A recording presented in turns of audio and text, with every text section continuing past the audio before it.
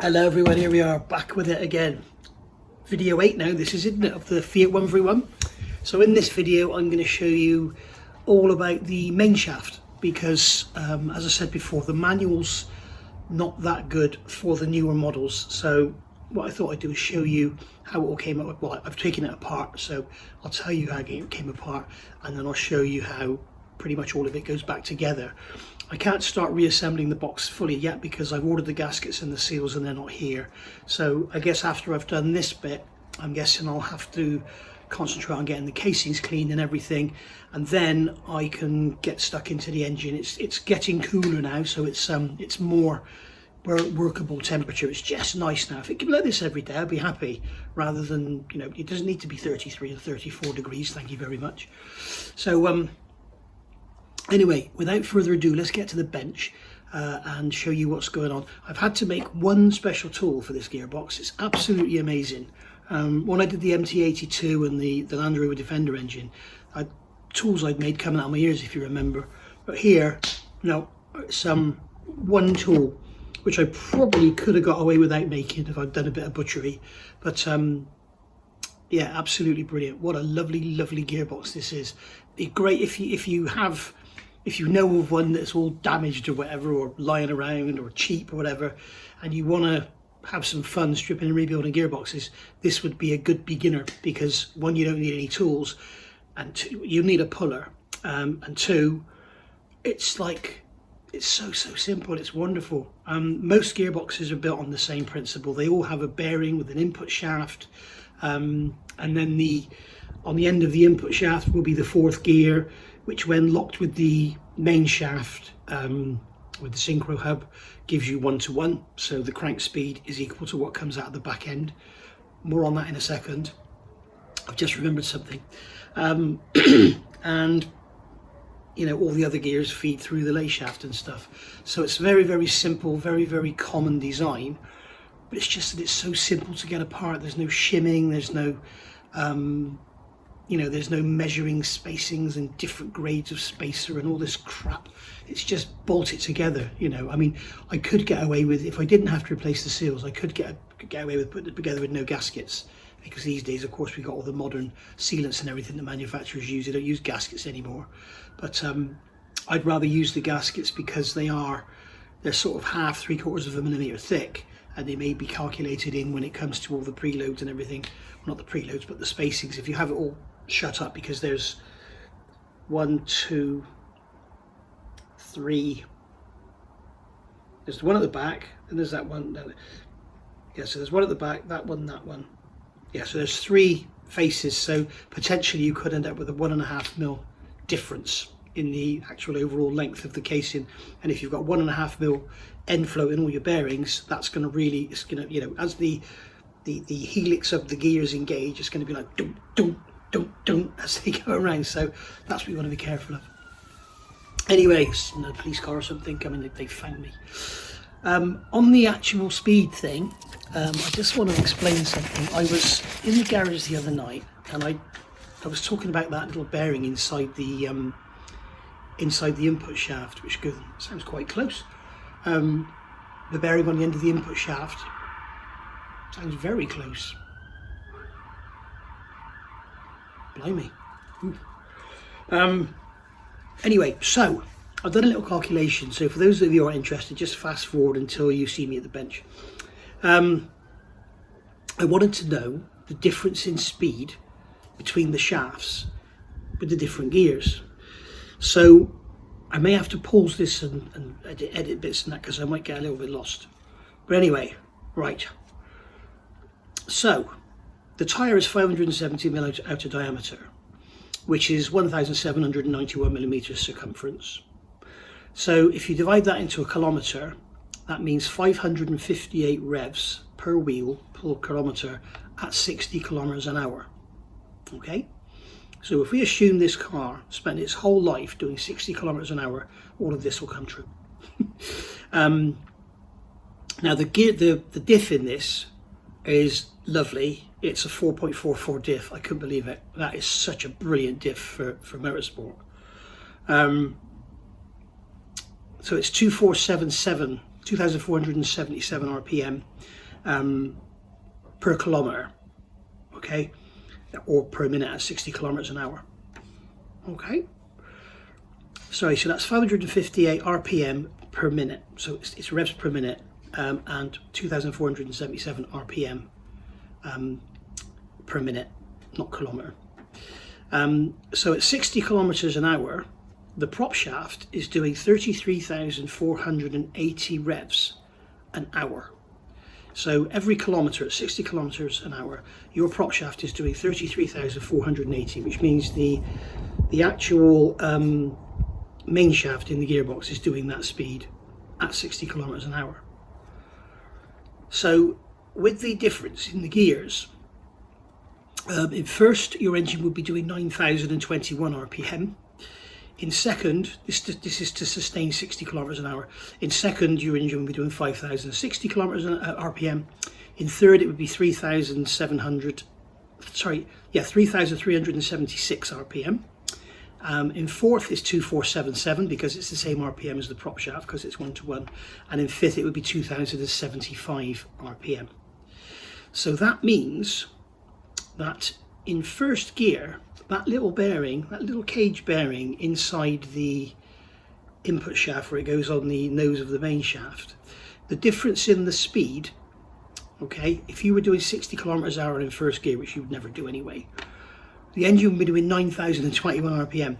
That means that the difference between engine speed and the speed of the main shaft is 6,554 RPM. So that input shaft would be spinning at 9,021 RPM. And the main shaft would be spinning at 2,477 RPM. In second, the difference is 2,583. In third, the difference is 899. And in fourth, it's 0. So if you've got a worn bearing, that bearing's worn out, you're best off staying in fourth all the time because it's not doing any work then, it's just stationary. And in fifth, it's minus 402. So when you go into fifth, it's actually going the other way. So you know, at least they're going in the same direction in the first three gears. They're locked together in fourth, and then in fifth they're contra-rotating. So that little bearing, that little cage bearing, which you'll see in a minute, is doing a hell of a lot of work. So then I got to thinking, I bought this as doing 142,000 kilometers, but looking at everything, I think it's done 42,000 kilometers because nothing seems to have any wear on it, and I don't think it's all been apart before. So it's just, you know, it's crazy. And all the casings have got the date stamps on them and they're all 81. The actual main gearbox case, I think it's the bell housing or the main gearbox case, is actually February 82. And this was registered in May 82. So they must have been sort of working hand to mouth with gearboxes. Most of the engine parts are 81. The castings anyway. So anyway, if this engine has done 42,000, or this car has done 42,000 kilometers. If we take an average of 60 kilometers an hour in fourth gear, it means that prop shaft has turned 104 million times. So the tail shaft, that main shaft, has turned 104 million times. That's quite incredible, isn't it? If it's done 142,000 kilometers, which is what I was told when I bought it, it's done 352 million turns. So there we go. 352 million rotations of that prop shaft. And we wonder why bearings wear out. Anyway, let's get to the bench. Okay, so a bit of a holy video. This is the remote linkage, which gets absolutely no mention whatsoever in the manual.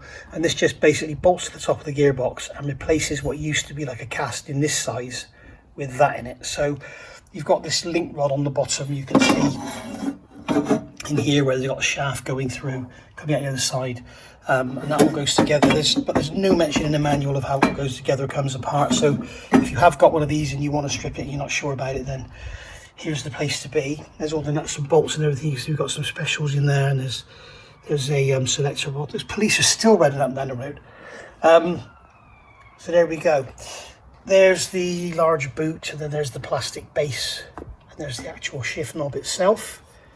Okay, there's your shift lever. It's got all sorts of plastic bits and pieces on there which just snap off. It's obvious how they come off.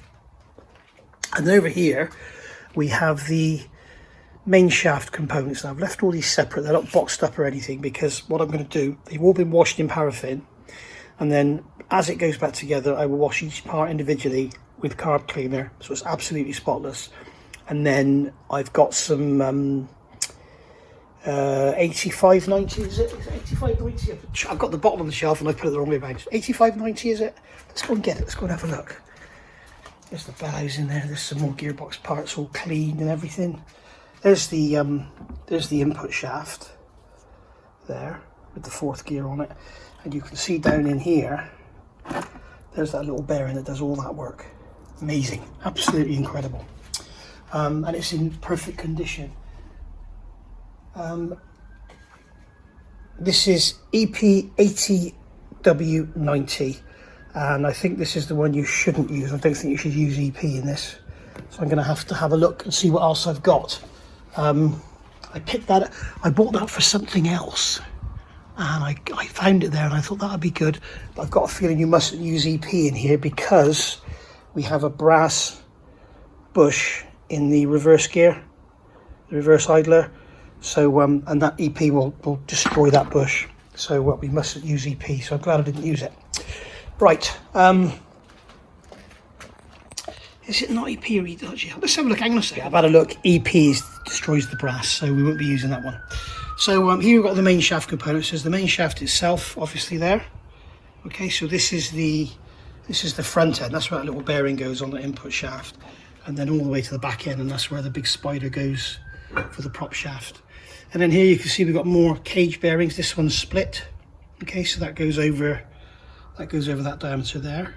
Okay, and then we got another one here which isn't split, and that slides over that diameter there. So we've got basically in here we've got there's the rear main bearing, which appears to be in perfect condition. I thought it wasn't, but it appears to be really good. So no pitting or anything in there. There's our first gear with its synchro. We've got these, they look like sintered, I'm not sure if they're sintered or cast synchros, which I find extraordinary on an engine this age, or gearbox this age. I thought they'd been brass.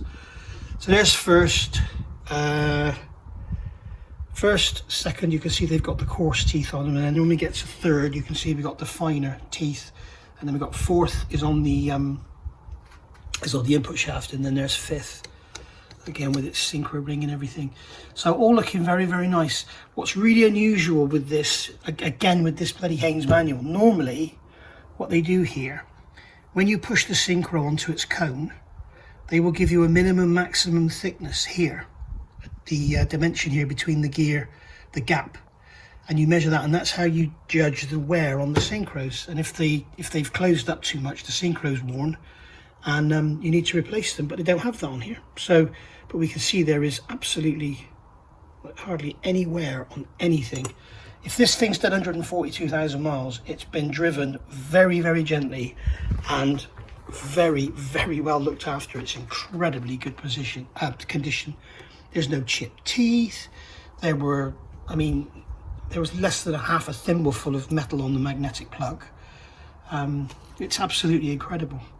Anyway, we'll stop waffling and we'll get a little bit of work done. I'm not going to show you all of this going back together. I'll just take you through the key points, because I like to work with the radio on, you see, and I can't do that because of copyright. Okay, so here we are. We've got I've got the camera on a tripod. I'm going to try and bring it around here and show you, but on the bench here, where are we? There we go. I'll get the camera to come down, come on.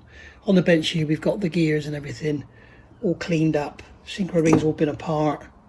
And everything is clean, bearings cleaned. I've got some ATW90 oil in there, and a nice Doritos jar that I can seal up afterwards. Can you see that? Yes, you can.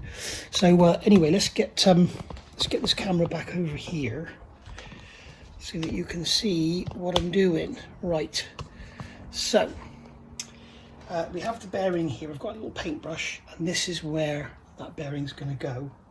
So what I'm going to do is just paint some oil onto here.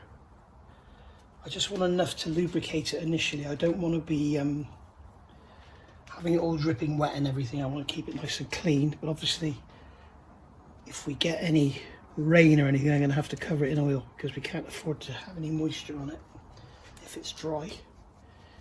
And I'm going to brush some oil onto that spline as well, because that's where the synchro ring is going to go, and then we've got a C-clip and everything to go in there. So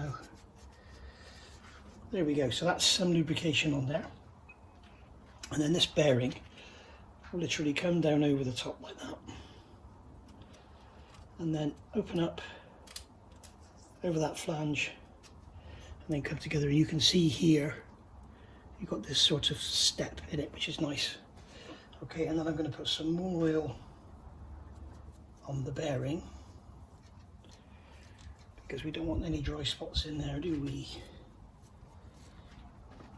Okay, so that's gone like that. And then this is the second gear. So this is going to simply drop down over there. So I'm going to put some oil in that chamfer. I'm just putting oil in the first part because it doesn't need lubricating, it just needs a lead. Then I'm going to carefully drop that down over there. It's like that old game where you have to play it where you don't touch anything. Maybe I just touched it and it beeped. There we go. So that's got this where it's really heavy. It's what's specified, so it's what I'm putting in there. Okay, so that's that. Now our synchro ring can go on. So again, we'll put some oil on here. And I'm going to put some oil in there as well, because I'm not sure if that's a thrust face in there. When I say thrust face, I mean a face that is in contact with something else that moves against it. So you don't want any metal to metal contact. Just give that synchro ring a turn, and that you can see they're nice. They lock up beautifully. Really, really cool. Okay, now this ring, this is our synchro ring. They're easy to take apart. These normally they've got little balls and springs and all sorts of them, but these are lovely. They just easily come apart. I can see I've got a little bit of debris still in there. The trouble is with these, when you take them apart, you want to make sure they go back together exactly as they came apart. So you put like a pen mark on them, like here. And the trouble is you've got to be careful not to wash it off. You don't want to start putting dents in them and stuff. So there we go. So that's nice and clean. Now if you look on here, you can see one side is grooved and one side is plain.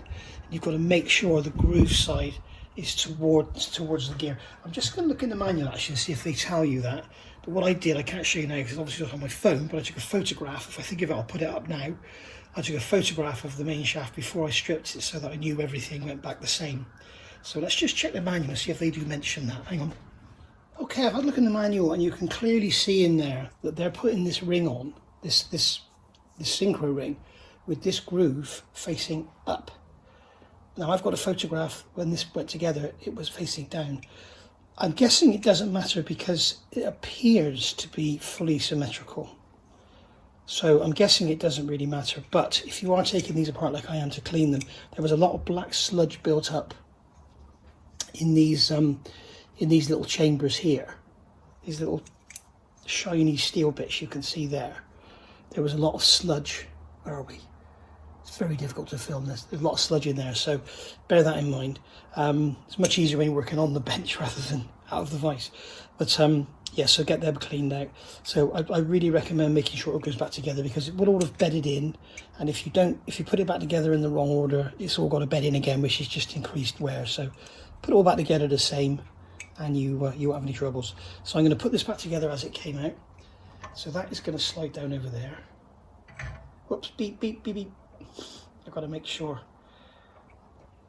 Okay, now I didn't mark the radial position of this because it doesn't really matter because everything else spins. That should just press onto there easily. Once I get it squared up, it'll go a lot easier.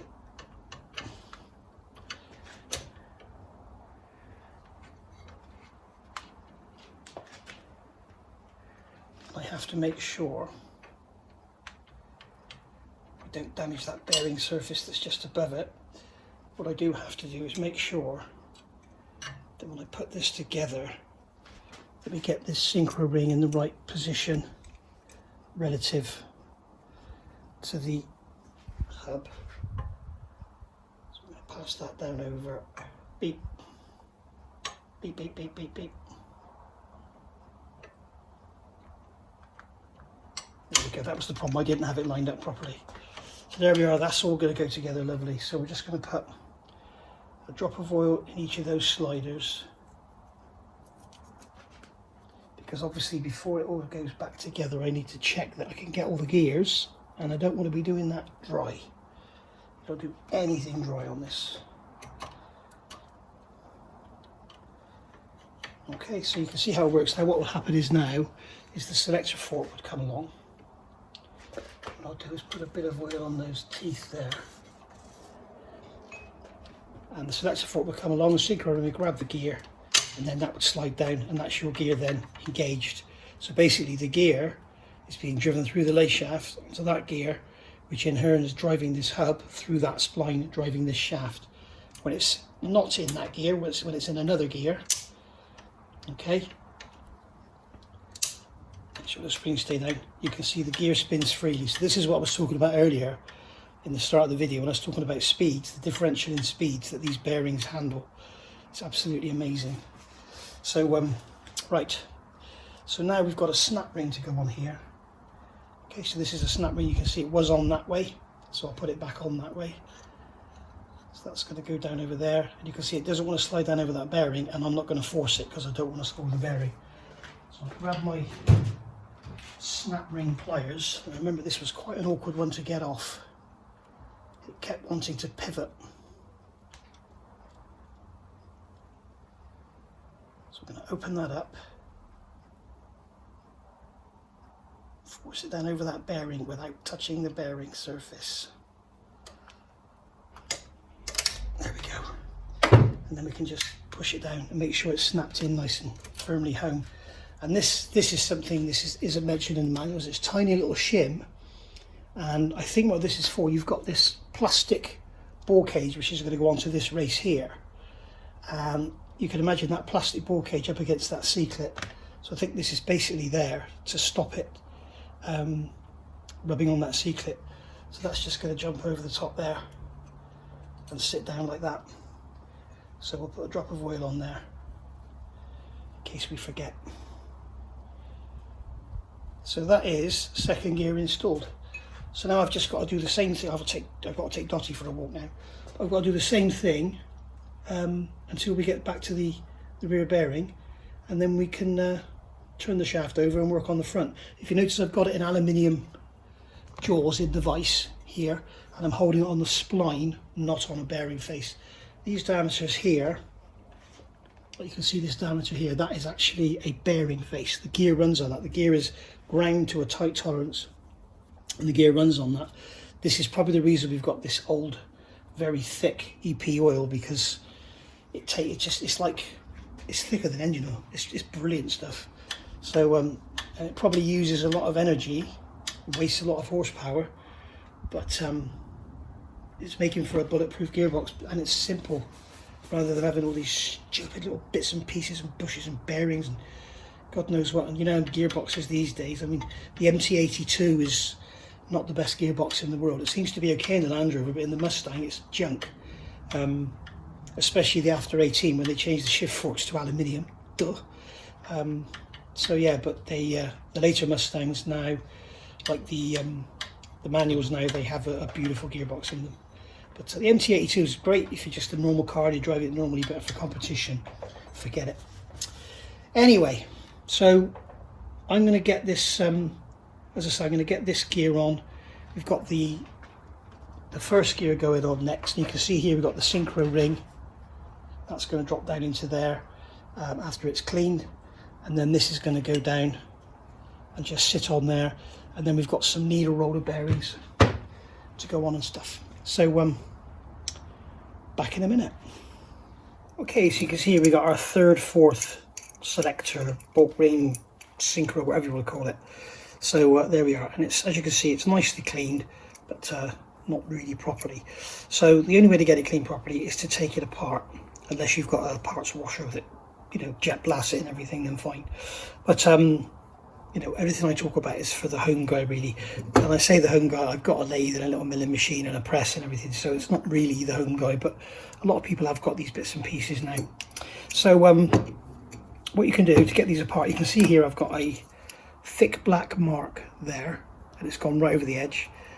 I've got 2 marks there that also go right over the edge. So that's going to show me how it goes back together, and I've used 2 marks.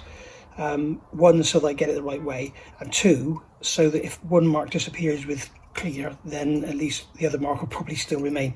It's not absolutely dead, you know, necessary for it to go back the same. It's just good practice with any used parts to put them back together the same. So what I'm going to do is come in here with this screwdriver, and I'm going to lift this spring out of here. Okay, you can actually do this with your fingers, but I'm just going to pull that spring out of there,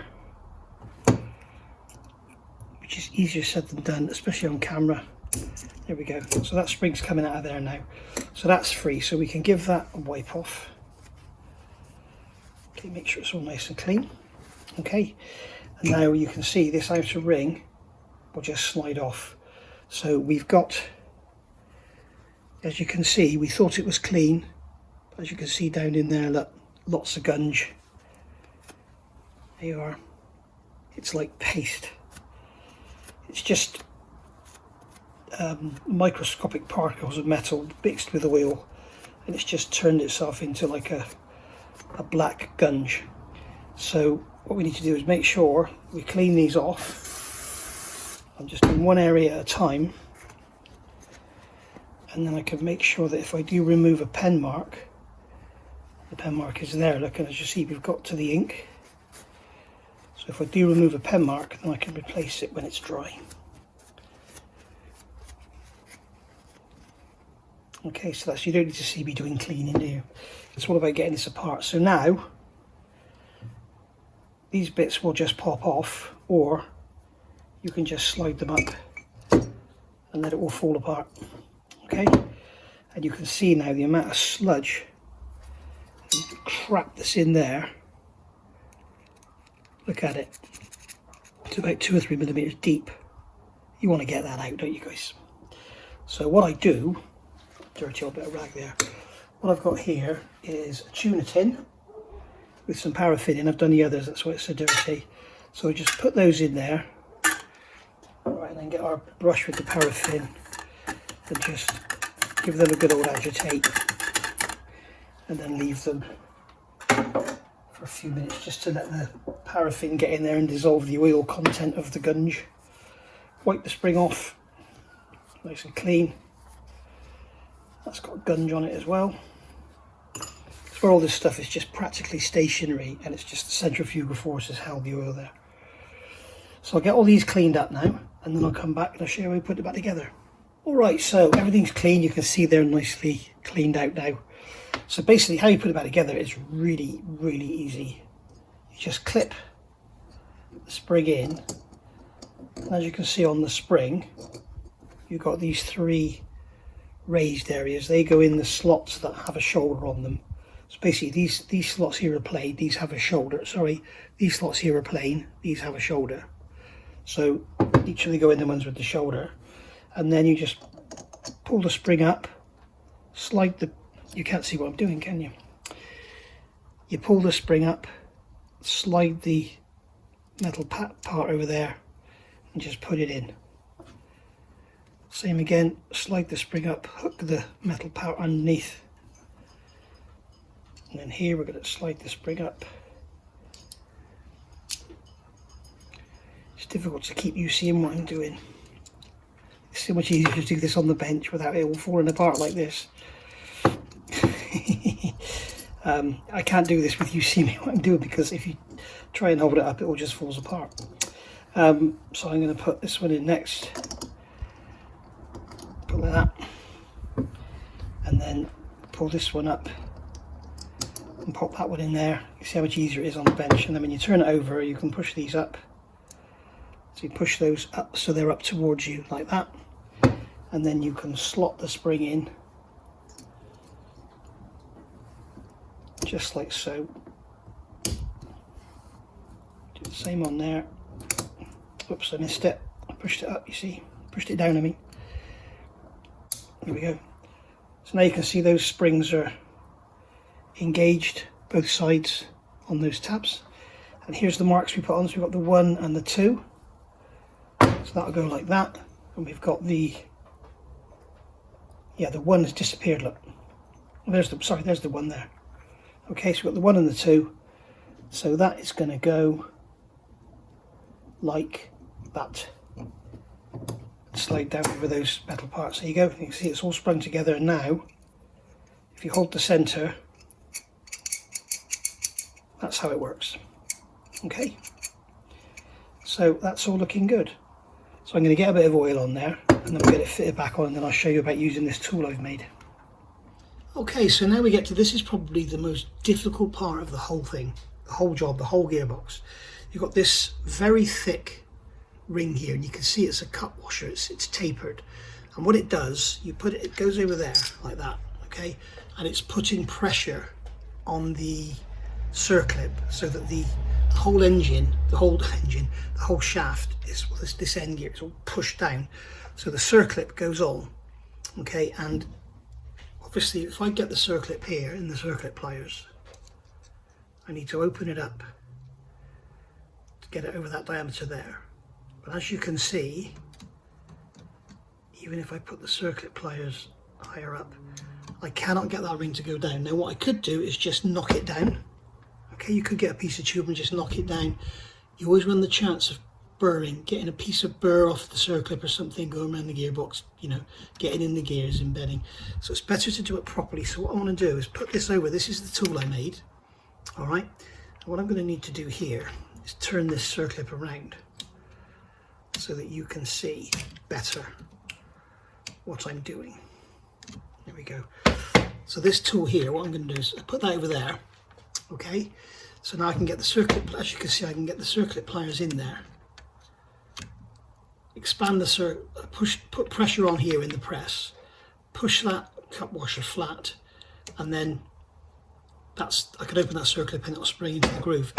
As I say, the other thing you could do is just put a tube over it and just bang it down, but I wouldn't recommend that because it's as I say, you've got a chance of making a burr. They already tell you that in the Haynes manual is to bang it down, but I don't know. I've got a press. I've made the tool. Why risk having a metal burr going around the gearbox? So I'm going to get this over on the press and do it. I'm not going to bother getting the camera set up on the press and everything. But all I'm going to do literally is just put this in the press. It will push down on that ring, on that cup washer, push it down flat, which will allow me to put the circlip in its groove, and then I release it, and the cup washer will come up to the circlip. Okay, so I'll see you in a minute. Okay, so there it is, it's on, it's in the groove, but I'm just going to make sure, because I don't want it to go coming out. So I've got a brass punch. You notice it's a brass punch. Just gently tap it, and if it's out anywhere, it will actually pop in now, and it's not. That is absolutely in there, fine, no issue whatsoever. So there we go. If I take it out, if I put it in the press again and push down, I would be able to take it out. But with it held up with like that, you cannot physically get it out. There's no way you can pull that apart because of all the force on this cup washer here. So yeah, it's quite good. Okay, so that's going to be it for this video. As I said, it was just about building the main shaft, and the main shaft is built up to the photograph I showed you earlier, and everything is good. I've now got to order some bearings. There's only a couple of bearings I need to replace, and then gasket set will turn up from Ricambo Automotive, and then we'll have it all back together. But at the moment, got no gears engaged, everything's good and hunky-dory. I'll see you soon, guys. Thank you for watching. Bye.